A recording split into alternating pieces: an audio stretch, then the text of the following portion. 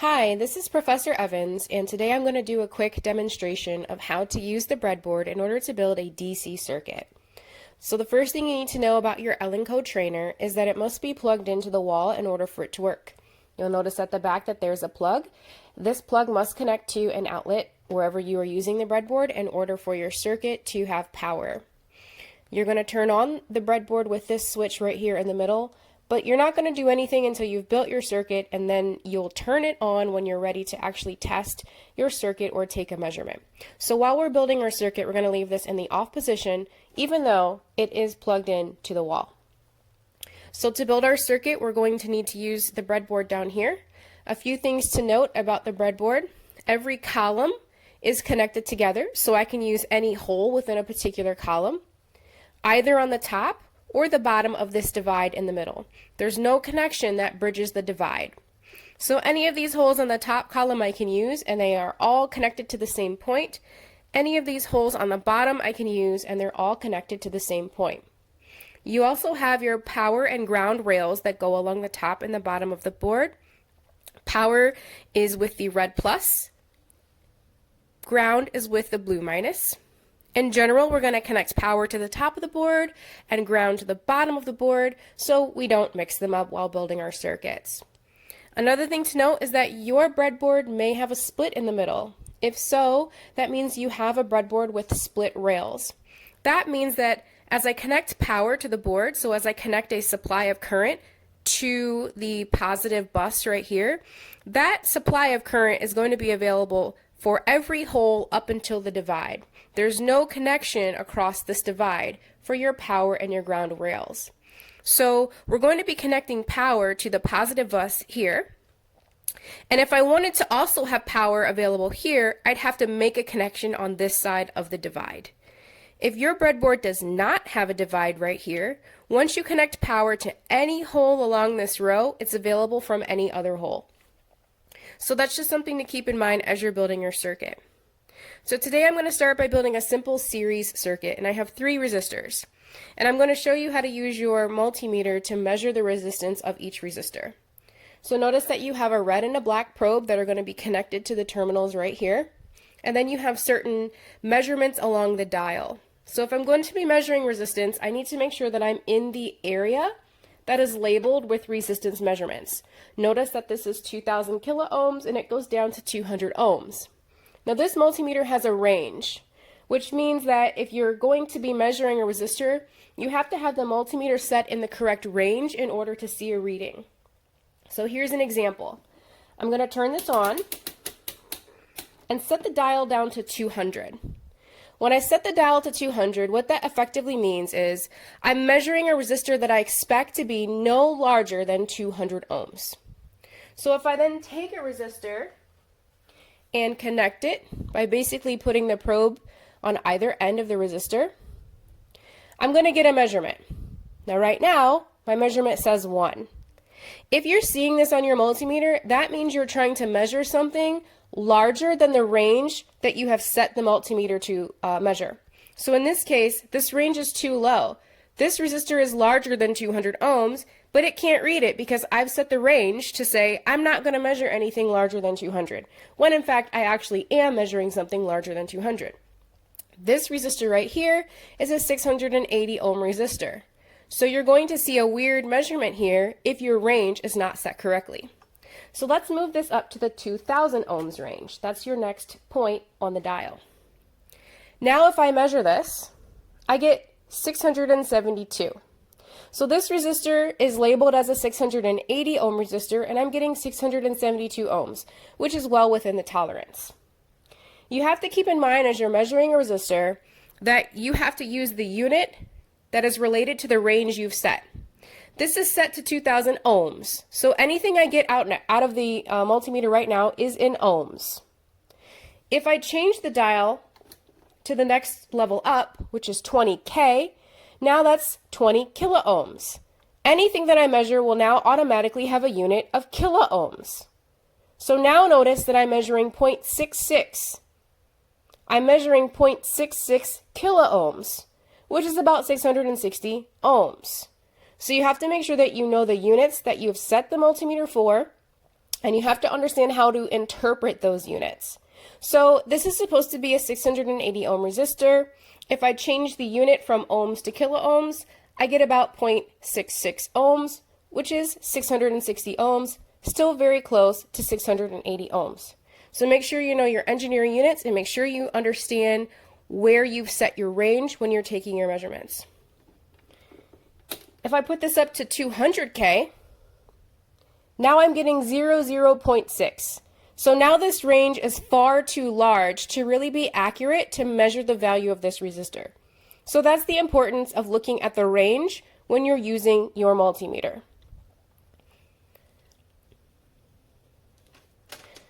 Now I'm going to go ahead and build a series circuit using 3 resistors. The first resistor is a 680 ohm resistor, the one that I just measured. And I'm going to take each terminal of the resistor and connect it to 2 separate columns on the breadboard. Now when we build a series circuit, we have to have a path for current to take. That means from one resistor to the next, there must be a connection so that the current can travel through this resistor and into the next one. In order to do that, your 2 resistors must share a connection point.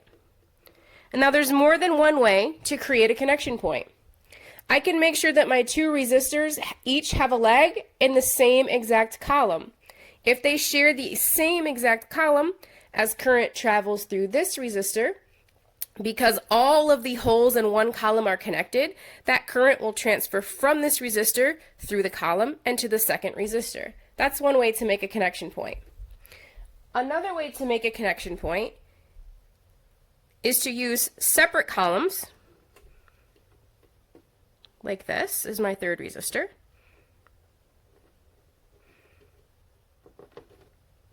So I can use separate connection points, but I can put a wire in between. So if I take a wire and make sure that my 2 columns are connected,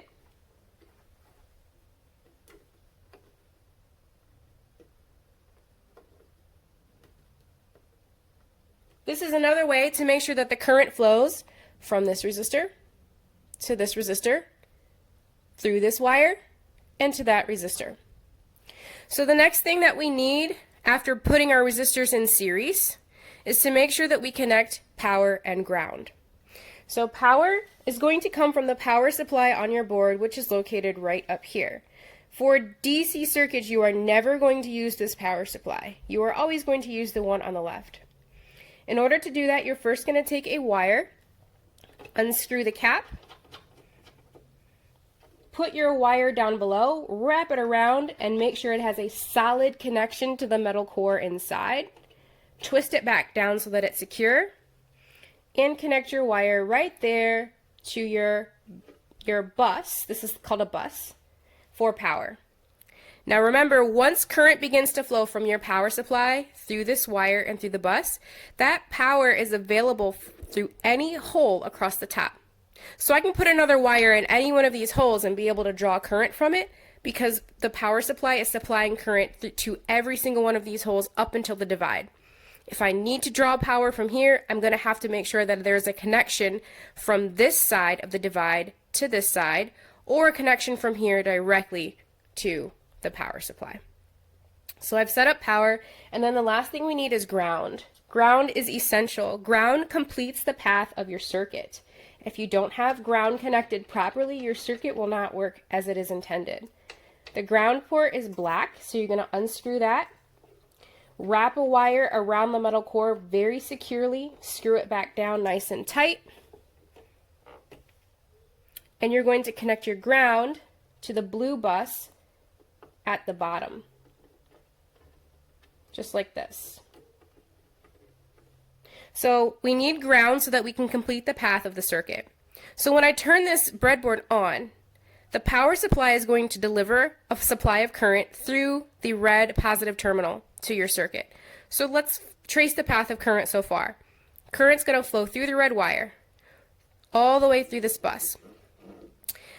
In order to get that current from the bus to your resistor, we've got to connect these 2 points together. So now I'm going to get another wire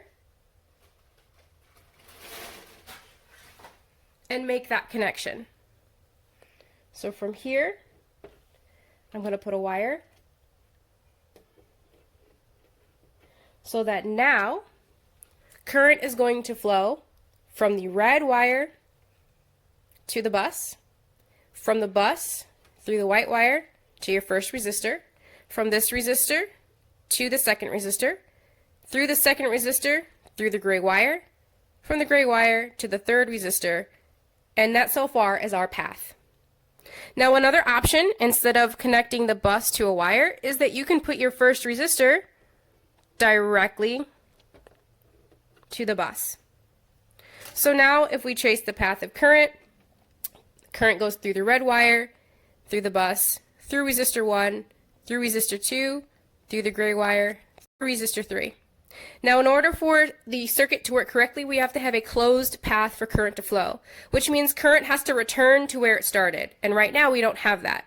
Right now the flow of current ends right here, and ground is your return path to where the current began. So our last leg of this resistor right here needs to be connected directly to ground. And our ground connection is right down here. So the next thing I'm going to do is make that connection.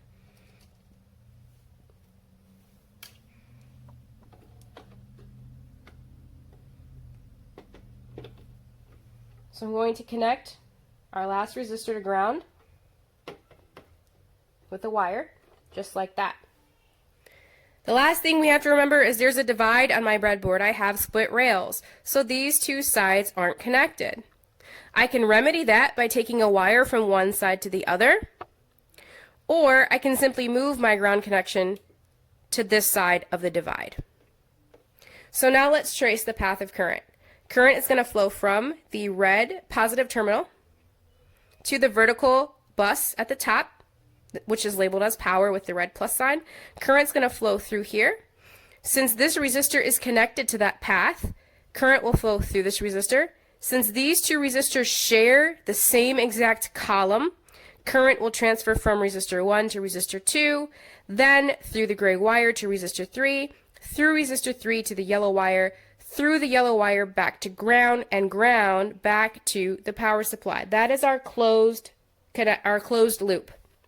Current must have a closed loop to flow through. So if you don't have that connection from the power source all the way back, your circuit is not going to work as intended. So before you actually turn on the breadboard and take any measurements, make sure that you can trace the path of current with your finger. Make sure that you can start and end in the same place. Start from power, trace the path, make sure you end up back at ground.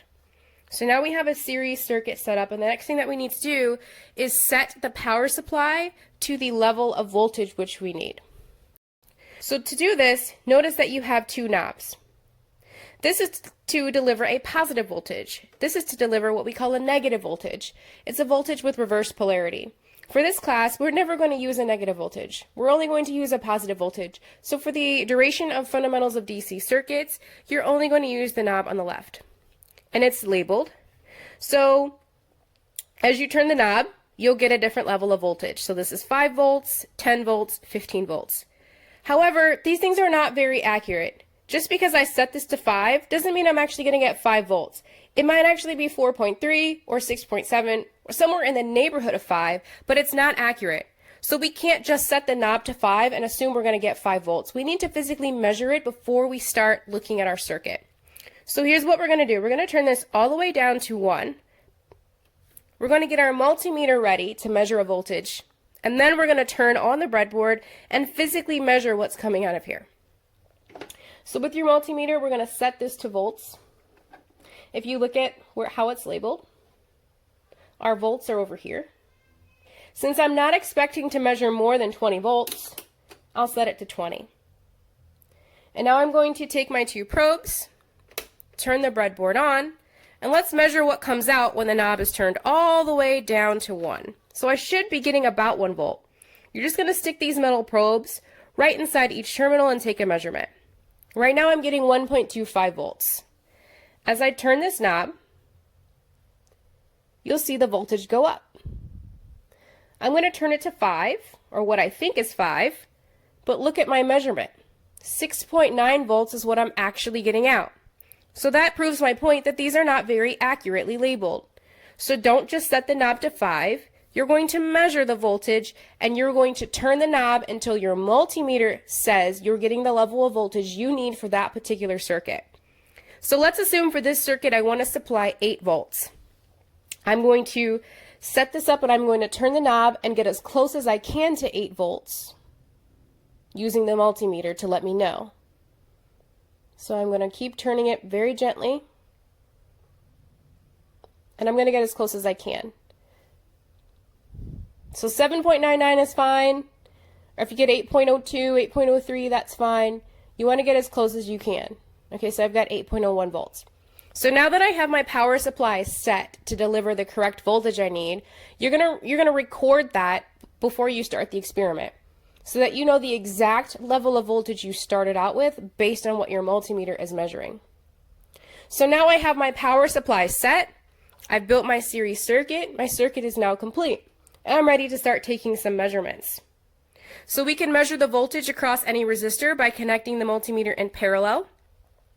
You want the red terminal to be where current enters the resistor. You want the black to be where current exits the resistor. Since the flow of current goes this way, I'm going to put the red on the left, the black on the right. There's my voltage across this particular resistor, 0.69 volts.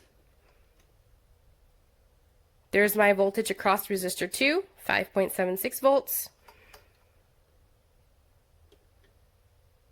There's my voltage across resistor 3, 1.56 volts. And it should add up to be approximately equal to 8 volts per Kirchhoff's voltage law.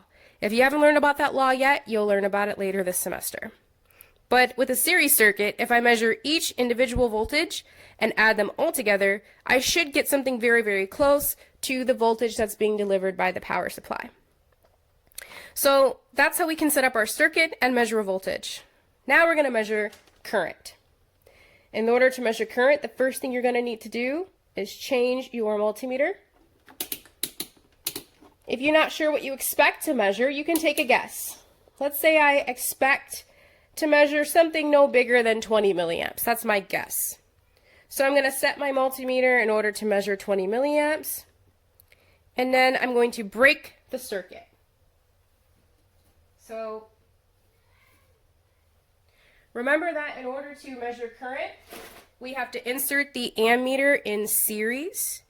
So for example, if I want to measure the current through R1, I'm going to break the circuit by removing this resistor completely. I'm going to put a new wire in its place. And now these two open connection points is where your ammeter is inserted. Again, your red terminal is going to go where current enters, which should be here. Your black terminal is going to go where current exits, which should be here. And I'm measuring 1.03 milliamps of current. Remember, you have to know the unit that you're measuring. There's a huge difference between 1 amp and 1 milliamp, or 1 microamp, or 1 megaamp. You have to know the unit based on where your dial is set. My dial is set for a maximum measurement of 20 milliamps. So this unit on the screen is 1.03 milliamps. When you're done measuring current, you have to put it back the way it was. So I'm going to remove the jumper wire that I put in. I'm going to put this resistor back where it was. And I've restored the circuit to its original form. So if you're going to measure the current through every single resistor, make sure that you put the circuit back to its original form before you move on to your next resistor. Now we all know that the current through a series circuit should stay the same for each resistor. So I'm going to move on and measure the current for resistor 2. Remove the resistor from its place. Put a jumper wire in the same exact spot where that resistor was. So there's my jumper. And now here's where I'm going to connect the multimeter. And again, I get 1.03. So I can see that I've got the same current as before, which makes sense because this is a series circuit. So this is how we break the circuit in order to measure current. And that's basically what you need to know for setting up a series circuit. But now what if I wanted to set up a parallel circuit? The first thing I'm going to do is turn off the power. I'm going to take my resistors out, and I'm going to make a parallel formation instead.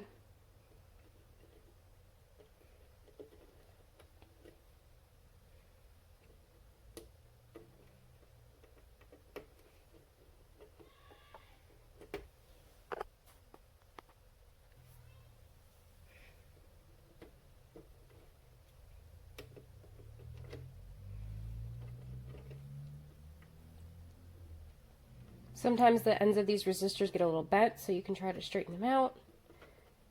Make sure that they have a good connection. All right, so now I'm going to make a parallel circuit. So these are my 3 resistors in parallel. I need to make some more connections before this is complete. So I'll take these out. So notice that all 3 resistors here are connected to ground down here. Again, since I have split rails, I need to make sure my connection to the ground of the power supply is going to connect to the ground here. So I'm going to make sure that I moved my ground since I moved the orientation of my circuit. And then the other thing that I need is that all 3 of these resistors must be connected to power. So I could have a wire going from each resistor to the next, like this.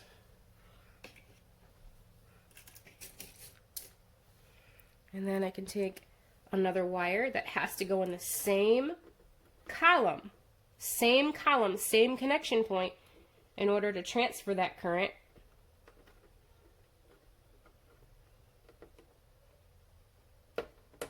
to resistor 3. So now I can see that as current is going to come from the bus, I've still got no connection to my actual circuit. So I need a final connection from the bus to my 3 resistors. So I'm going to take a wire in the same column as resistor 1, just like that. So now let's trace the path of current. Current is going to leave the power supply through the red wire and go to the bus. It's going to travel through the yellow wire, and then current is going to split 3 ways. Some current is going to go this way. Some current is going to go this way because of the connection here. And some of that current is going to split and go through the purple wire and go through R3. All 3 branches of current recombine again at ground, and ground goes back to the power supply. So now I have a parallel circuit. And I'm going to go ahead and turn it on. I'm going to put my multimeter back on volts. Let's say for this circuit I want to deliver 11 volts. I'm going to go ahead and set my voltage before I take any measurements by turning the knob.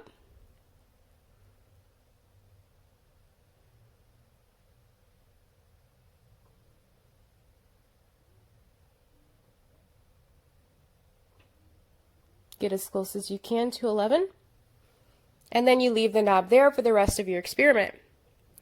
So with a parallel circuit, all 3 of these resistors are in parallel with the voltage source, which means if I take the voltage across any one of these resistors, I should get approximately the same voltage as the source. So we can see that with each of these resistors that is true. And then if I wanted to measure the current, I'm going to change my multimeter to current.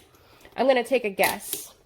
I'm going to take a guess that I'm not going to measure anything bigger than 200 milliamps. Again, it's just a guess. We'll figure out what to do if our guess is wrong. So I'm going to measure the current through the first resistor by breaking the circuit.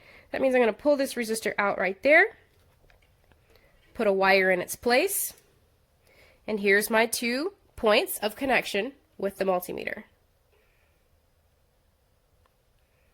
All right, I'm getting 16.3. That's 16.3 milliamps. Okay. Again, I want to reiterate, if you were taking a guess, let's just say that my initial guess was that I was going to measure somewhere around 2,000 micro. If I connect the multimeter and you just see a 1, your range is incorrect. It's saying I can't measure this value because the range is either too large or too small. So another example of where you wouldn't just write down a 1 and keep it moving, you would change the range so you can get a better measurement. There's your 16 milliamps. 16 milliamps going through this branch. When you're done measuring that current, remember to restore the circuit to its original form, before you move on to the next resistor. So you can pull this out. You can put a wire in its place, or technically anywhere in that column, because this is all the same point of connection. And then you're going to connect your multimeter to each terminal. And there's your reading. So that's how we build and measure a parallel circuit for DC circuits class.